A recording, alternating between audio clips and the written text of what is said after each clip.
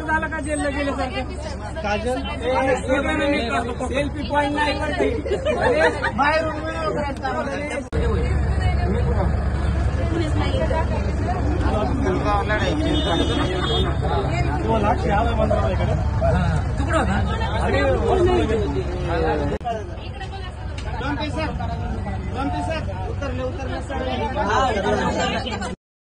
बघितलं मित्रांनो, या व्हिडिओच्या माध्यमातून आपल्याला दिसलं असेल की जे मगाच्या व्हिडिओमध्ये मी टाकलेलं होतं की 5 वाजतापर्यंत तुम्ही जर ग्राउंड खाली केलेला नाही तर आम्ही तुम्हाला जेलामध्ये नेऊ, आणि असंच आझाद मैदानावरून आपल्या विद्यार्थ्यांना, युवा कार्य प्रशिक्षण मंत्रींना पोलीस स्टेशनमध्ये, जेलमध्ये नेण्याचा प्रकार या ठिकाणी आपल्याला दिसत आहे। आपले सर्व विद्यार्थी त्या गाड्यांमध्ये बसलेले आहे पोलिसांच्या, आणि हे दडपशाहीचं सरकार, हे फडणवीस सरकार आपल्याला या ठिकाणी आंदोलनाच्या विद्यार्थ्यांना, त्यांना न्याय मागणाऱ्या, संविधानिक पद्धतीने न्याय मागणाऱ्या विद्यार्थ्यांना मात्र दडपशाहीने हे पोलीस स्टेशन, तेथून त्या आंदोलन, गेल्या 22 दिवसापासूनचं आंदोलन सुरू असलेलं, इथून त्या पोलीस विद्यार्थ्यांना आणि युवा कार्य प्रशिक्षणार्थींना इथून पोलीस स्टेशनमध्ये नेताना दिसत आहे।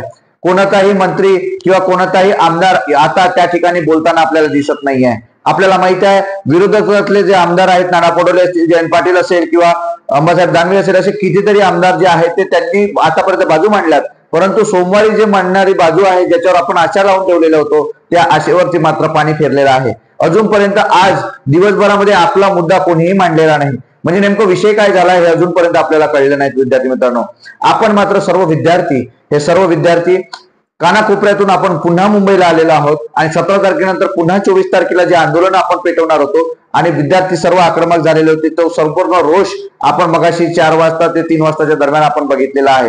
त्याच वेळेला पोलिसांच्या माध्यमातून जेव्हा बालाजी चाकणकर साहेबांना आणि विद्यार्थ्यांना सांगण्यात आलं की 4 वाजता नंतर तुम्हाला ग्राउंड खाली करून द्यायचं आहे, आणि असे आम्हाला सूचना आलेल्या आहे, आम्ही अधिकारी आहोत, आम्ही कर्मचारी आहोत, आम्हाला जशा सूचना आल्या त्या सूचनानुसार पालन करणं तुमचं काम असणार आहे, अन्यथा आम्ही तुम्हाला जेलामध्ये नेऊ। आणि त्याच पद्धतीनं 5 वाजता नंतर आपल्या सर्व विद्यार्थ्यांना, 5 वाजल्यानंतर आपले सर्व विद्यार्थी त्या ठिकाणी जेलामध्ये जात आहेत, आणि ते गाडीचा जो प्रकार आहे, आता जे गाडीमध्ये बसलेले व्हिडिओ जे आपण पाहिलेले आहेत ते आपल्या विद्यार्थ्यांचे व्हिडिओ, आझाद मैदानावरचे व्हिडिओ आहेत। विद्यार्थी मित्रांनो, यावरून तुम्हाला सरकारच्या बाबतीतची भूमिका जी आहे, म्हणजे खोटं जरी यांनी बोललेलं असतील, खोटं बोलणं म्हणजे रेटून बोलणं, हे यांच्याकडनं शिकावं हे आपल्याला दिसत आहे विद्यार्थी मित्रांनो, परंतु विषय जो आहे तो विषय मात्र, या मुद्द्यावर मात्र कोणीही बोलत नाही।